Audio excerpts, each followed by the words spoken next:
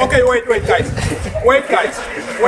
Mphandlana, unesilwane ndibene nesilwane kunetipoko njengoba boshitho sethi khona. Ngikugathe nalo mngane wakho Shongwe Bishop Nash. Nginifuna la estikini. So utamendana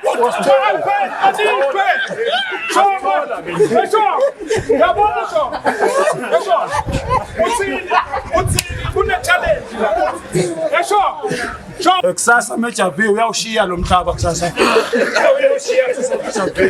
ngathebe ngimejavi soloka